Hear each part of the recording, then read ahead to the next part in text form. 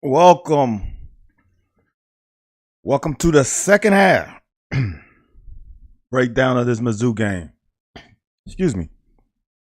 Again, I really appreciate everybody taking out time of their evening to join me.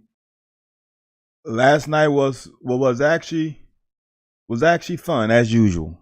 Nothing different, but definitely some good football, question talks, debates. This second half, man, it's just crazy how football works. I took a nap. I appreciate that, John. It's crazy how football works. We dominated this game from start to finish. Offense had many opportunities with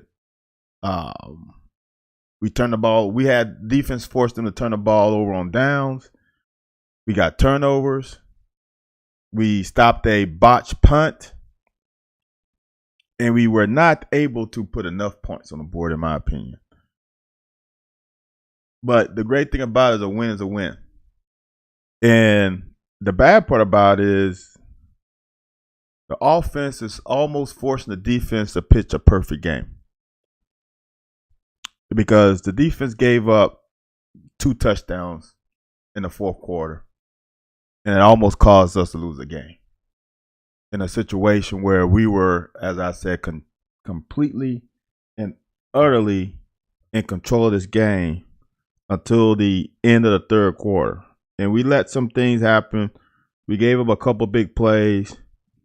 But all in all, when you hold a team to under 250 yards of total offense, under 100 yards rushing, under 150 and passing, with a couple turnovers, with a botched punt, with a turnover on downs, and only win by 4, it's kind of crazy. I mean, they were 2 for freaking 13 on third down. 2 for 13. And they had a chance to win the game. I just don't, that doesn't make me feel good at all. But we don't play good in Columbia. We don't play well in Columbia. In a road game in SEC, a road win in SEC is nothing to ever complain about. But I just feel like this team should be in a better spot. And we are knocking up on, wasn't that week 10? That was week 10. And we're still doing some things that I don't like from player standpoint. So let's just get into it. We get the ball out of half. We should be chomping at the bit. And I showed this play in the cut up, and we were fortunate because this is another instance where this ball is not supposed to go where it went. But all in all, who cares? However, this is the longest run of the game. This ball, if you can see this, we got pull and we got a pull. And because of penetration by this linebacker, whom, like I said in the cut up, this is a perfect call by that defensive coordinator. This is perfect. He blitzed in the spot of the pulling guard. And it's forcing Flax thought he would just hinge on this guy. But because of the blitzing linebacker, he has to try to get to him. And he can't. And he doesn't. And that guy is in the backfield. If he goes for the ball, and I don't know, and not to where he think the guy's going to be, that's a tackle for a loss. But like I say, the great thing about all phases, if one guy screws up, it can wreak havoc. And he didn't screw up. He just didn't get the job done. We got a big old pile of good blocks over there. And because of that, C-Rod does a good job of having vision and cutting up the field. That's 25 yards on a play where their defensive coordinator dialed something up.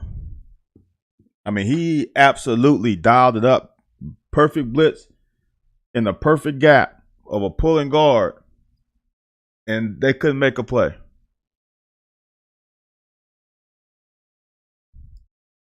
Thanks, Sean. Again, that's pretty good work for, just want you to understand. This is 1, 2, 3, 4, 5, 6, 7, 8. No, that's 6. That should be 7. I messed up on those counts. 1, 2, 3, 4, 5, 6, 7. And we got 6 to block and a running back. If only we could have got up to that linebacker, because this guy shouldn't be blocked. So we got 6 on 6. We couldn't get to the linebacker. See that? I don't know if you can see it.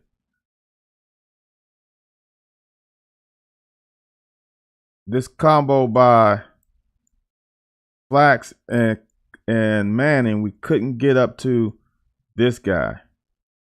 If we could have got up to him, we might have something special.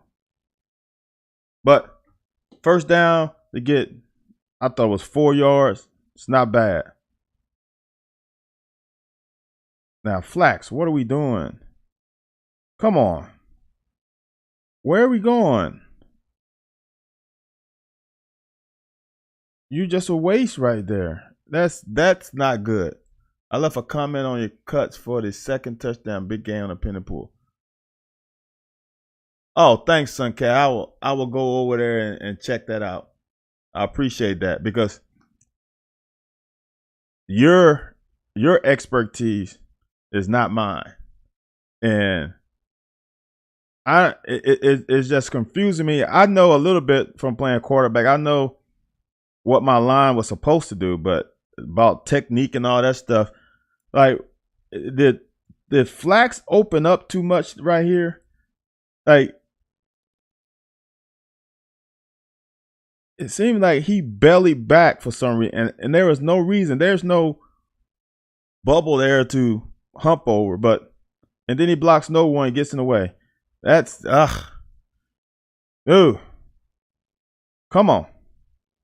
Help me out.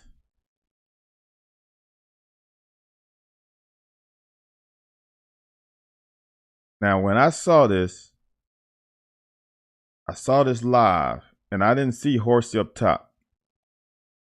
But This is the first fucking time that I think I've seen a good pass off of a twist by any team all year. That's the best I have seen. Now, obviously, the other side, Horsey got beat.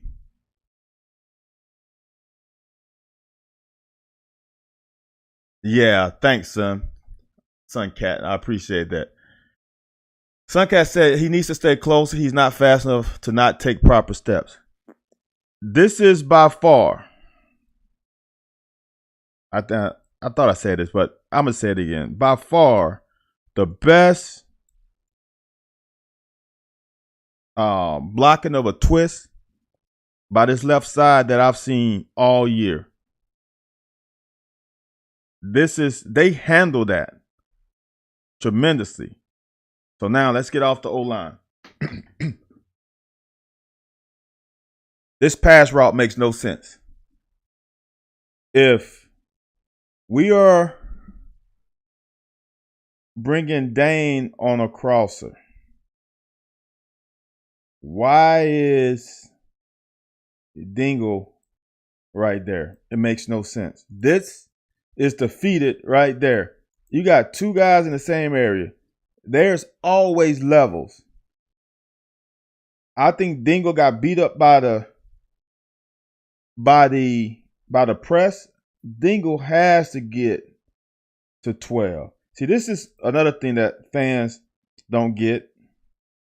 When it's third and really about 7 or more, the defense can get their normal drops at about 10 yards and react forward. So people are like, why are we throwing the ball not for first down? Because a lot of times there's no spot. There's no open area at the sticks. Because the defense can drop to 10 yards and guard the sticks. As we call it, you drop to the sticks. When it's 3rd and 4, I guess we're about 5 or less, when you drop, you pass 5 yards. So it's hard to drop to the sticks on 5 because then you lose up. You create a big bubble between the linebackers, which if they drop to the sticks, and the safeties who are at 12 yards, who's going to backpedal and get to about 16. So you got 5 to 16 yards of open area. That's an easy opportunity to throw in between the linebackers and the safeties if the underneath coverage just drop to the sticks. So when it's 3rd and 12 or 3rd and 10, it's a natural drop to the sticks for the underneath coverage guys. So they're going to be at the sticks, maybe 2 yards beyond it. So anything between 12 and 16 to 17 yards is going to be difficult because that bubble is really small now. So a lot of times you got to throw in front of the chains and allow your athletes to make a play. So for this, like I'm saying, I really think Dingle was supposed to get to the sticks, and then Dane was supposed to come underneath, and hopefully they can get it to Dane in stride, and then after he catches in stride, he can make a move and get to the first down, because I guarantee you these guys are clearing out. Clear out, sticks underneath. But Dingle got manhandled at the line of scrimmage, and he couldn't get there. Now, that's not to say that this would have helped because they're playing man and not zone, but still, we got to do a better job. So that's a loss. They just beat us on that one. As I said, that team is on scholarship too. I showed this in the cut up. We got fortunate for the great pass rush by Dion because this guy is wide open. He's wide open. That's what the difference with pressure does. He wants to throw it right there, but he can't. And why can't we get that hole? Why can't this official, who's really about right here, he's behind. I can't draw off the screen. How can he not see that? That's a fucking hole. You can see the end zone cut. Justin does a good job too.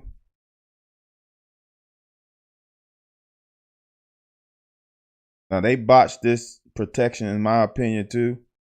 Because why can't it's just a good job. And we can make plays too.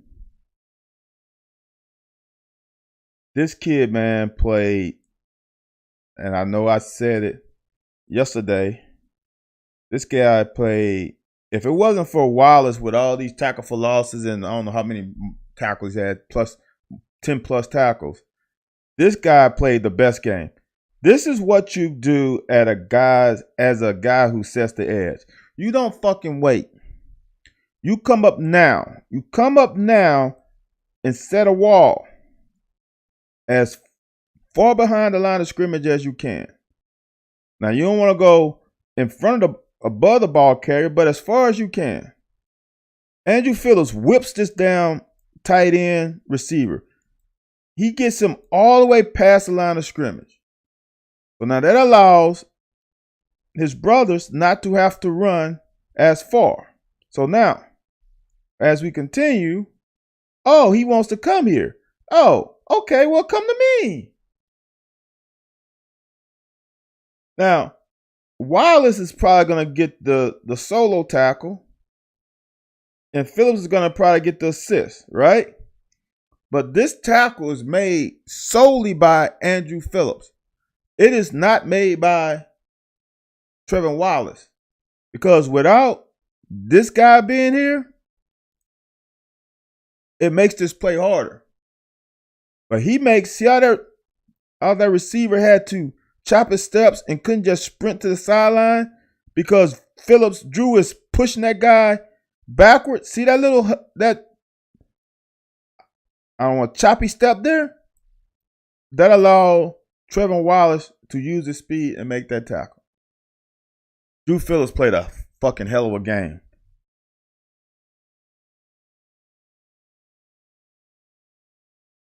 What you do on 3rd and long, as I was saying, this is, and this damn angle is so fucking bad. But you can see right here, I don't know who that is. Is that Andrew Phillips? Dropping to the sticks. It makes it hard for an offense to complete it. Look at this linebacker. He's at the sticks.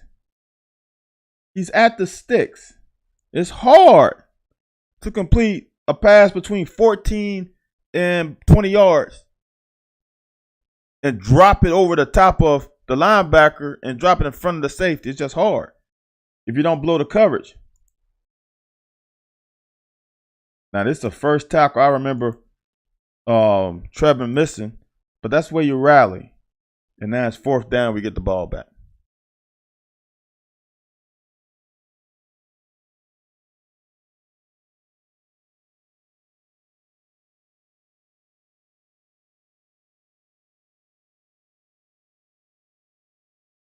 Looks like another pin and pull.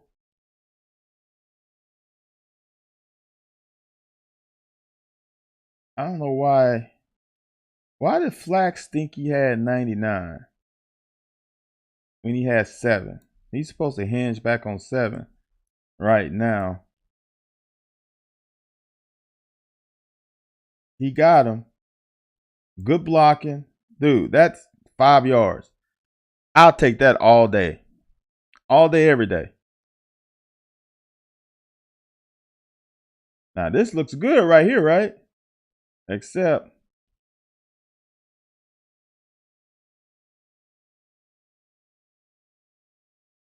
man, that could have been more.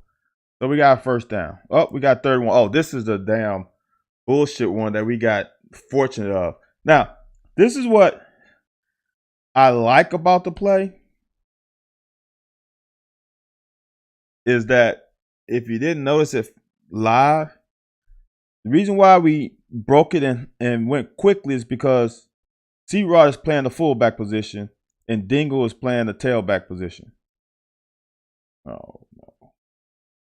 And we tried to get him with a quick snap without them noticing that, so we can run this counter with the fullback.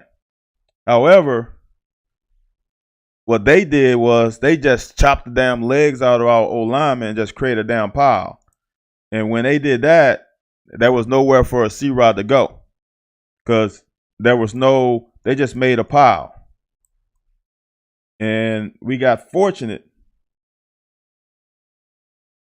that ref, after the damn punt, gave us a first down because that was not a first down. I don't think it was even close if you ask me. Now, obviously, I'm going to take it, but I don't even think it was a big pile of apples.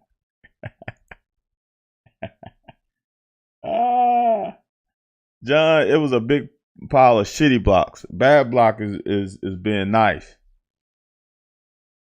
So you can see us rush to the line of scrimmage. C-Rod lines up at fullback, and then we quick snap it. But watch there. See all their D linemen? Just went straight at our legs. Boom. And that just created a damn big ass pile.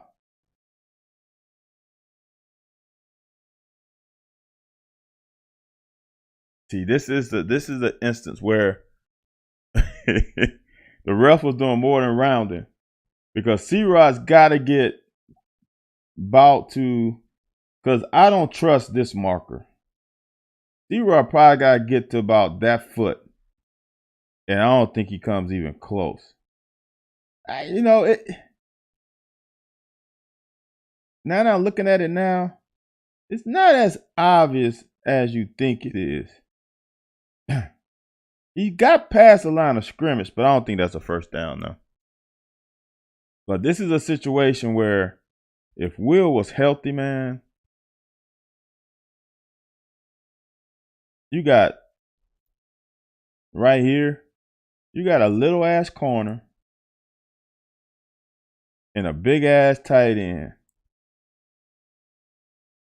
That could be pretty because there's no one else out there. I think there's a receiver out there, and that's it. No one else out there. But with Will having that turf toe, not much you can do. People just totally underestimate how good a defense Missouri is. They got, like I said yesterday, they got a guy on each level that's NFL caliber. Okay, Scott, I didn't even pay attention to the previous play. If you say so, I'll look at it later.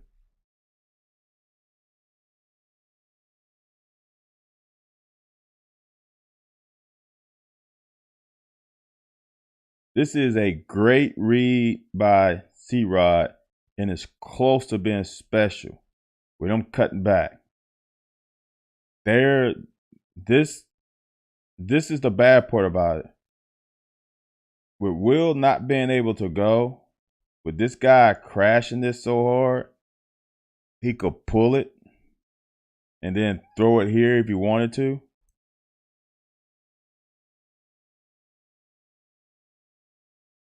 But to be in third and short is always a good thing. 3rd and 5 to me is a winning down. And this is a big ass throw. See, this is hard to explain to people. Is that Will can frustrate you, but he makes throws that only the really good ones can make. Like, this is an NFL throw. That's an NFL throw. And that's an NFL route. It's the little nuances. Watch Robinson right at the top here just slow down, throttle down, so he doesn't run into that safety. If he's running full speed, he probably runs to that safety and he probably gets killed. But this throw in the pocket, while getting rushed, is pretty damn good.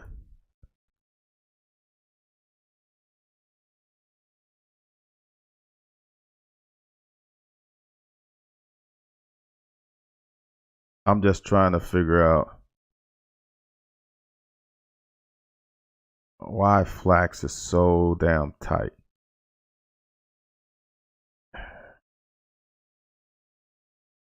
But that's a dot, man. That's a dot. That's a great ass throw.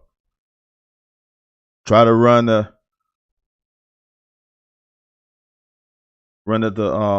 C-Rod again.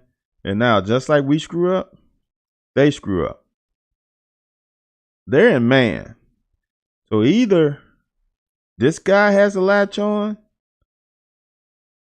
or this guy got a latch on. Because this guy's got to have the back. And then he has the tight end. And then if they want to, these two guys can cross read on the back. They can cross read on the back. But honestly, I don't know. And I'm thinking about it. Is I will have the two linebackers cross read, and I'll move my safety here.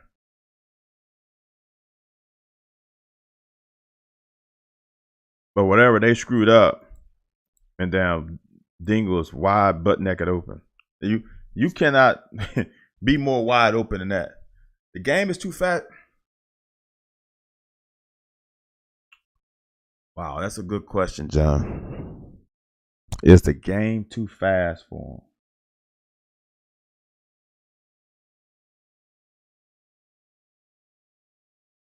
I don't want to say yes, but I don't have no better answer than yes. I don't think the game is too fast for him.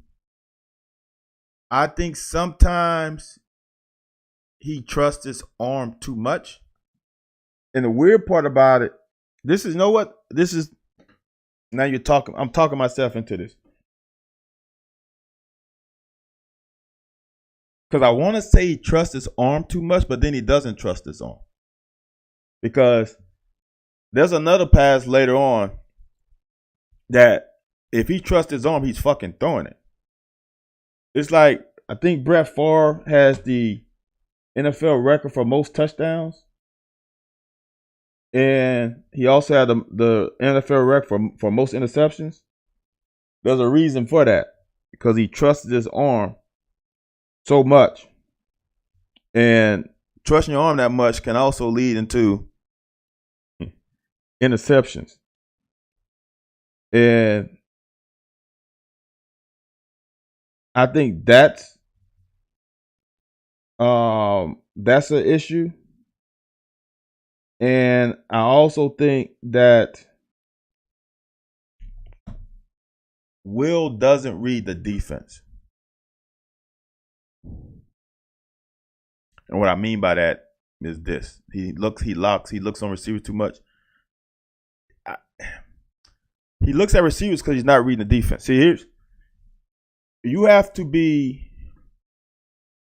confident in not only the scheme, but in your receivers, right? Like I was talking about yesterday. Come up to the line of scrimmage. If it's one high, is it two high safeties? Then you read, okay, if I'm going to go to the right side and I got X route combination, whom is the guy that's going to dictate to me whom I throw to?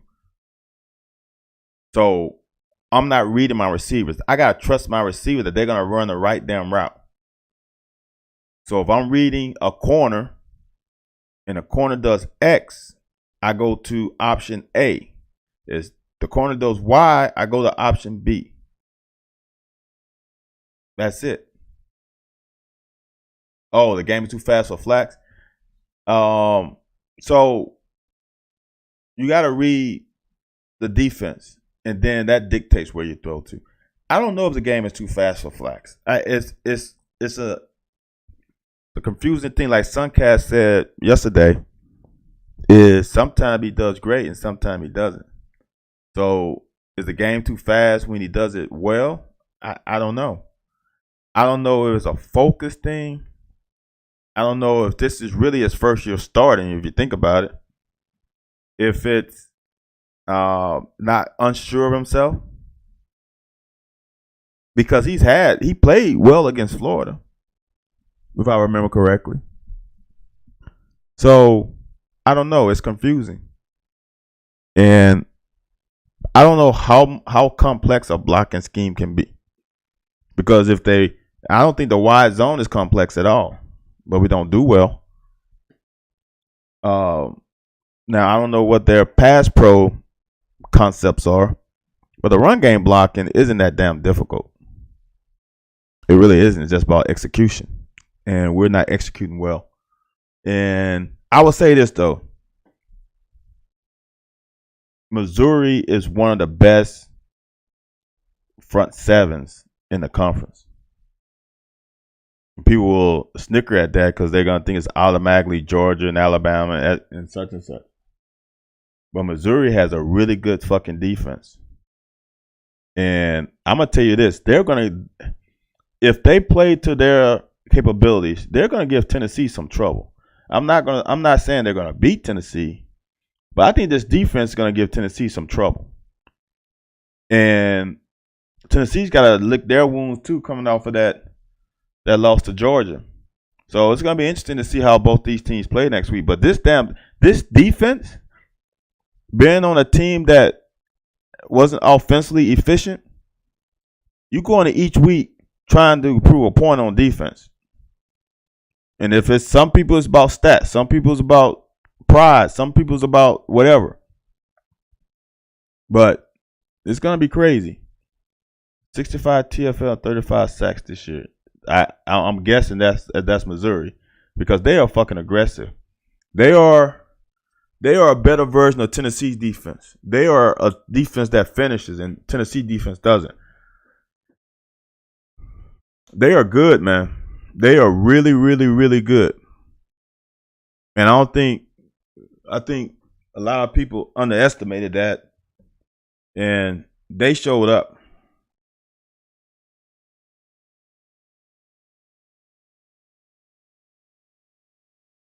Drew Phillips, man, one hell of a game. This quarterback was off. This is what happens. Oh, that's our stat on. Oh, our stat on offense. Oh, yeah, that's pretty damn bad. 65 tackles for loss. Now, some of that is on screens, but yeah, the 35 sacks is bad too. But we had like 20-some sacks fucking last year, I think. So it's not that fucking off because, well, we got Georgia. But in Louisville attacks too. It's going to be interesting. Do we get to 50 fucking sacks? I doubt it. But we definitely will get to 40, I think.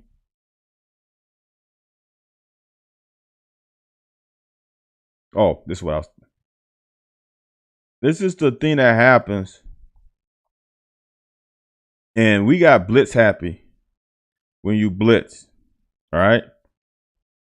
What happens when you blitz? Those two fucking zones are vacated. And if you don't get there, that should be an easy pitch and catch. That's two zones that's vacated. So the guy should probably be about right there. Second thing is this guy can't get occupied by this guy. If there's a guy in front of you, there's definitely someone coming behind you. And if there's no one in front of you, for damn sure keep getting depth because there's 100% chance that there's a guy behind you. We got fortunate there. This one hurts. Great defense. We do it real well. The receiver just turns up field and gets thrown, and the ball gets thrown over Valentine's head. Valentine has him, and then he escapes. Well, the reason he escapes is because Weaver has contained, but he fucking gets held. He has contained, but right there,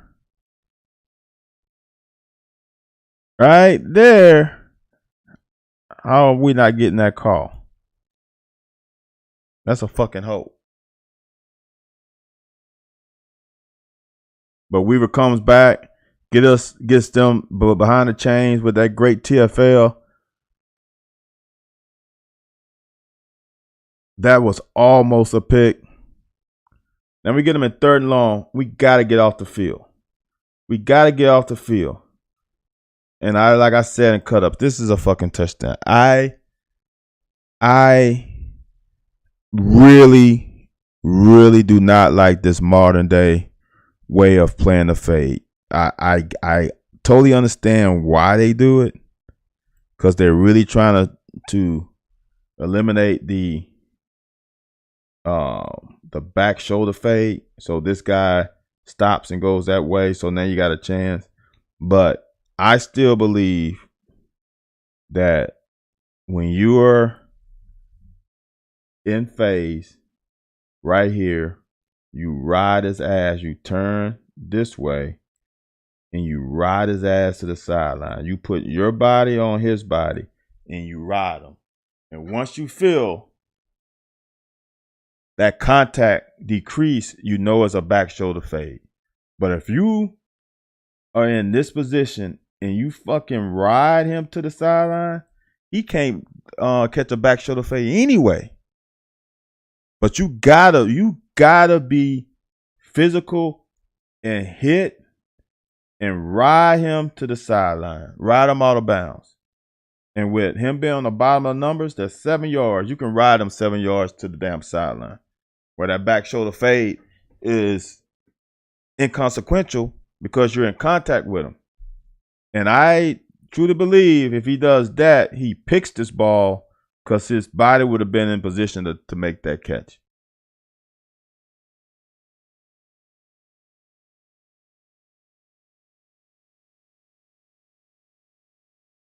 Boy, these camera angles suck.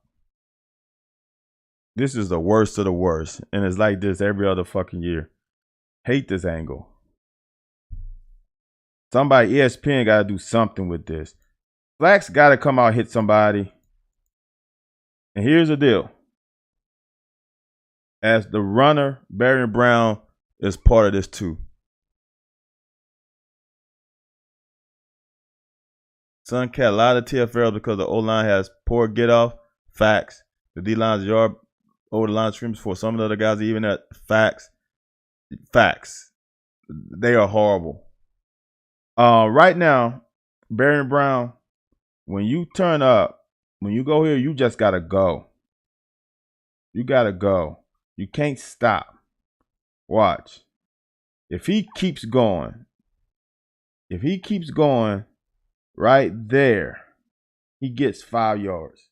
Not gonna say he's gonna take a house call, but he gets 5 yards. And here's the thing about somebody with that athletic ability. Let's say he goes here, then this guy shows that way. Go up the field. Don't cut back because they got guys outside. He just ran into him and slipped. If he, with his speed, keep going, and you got a potential angle right there.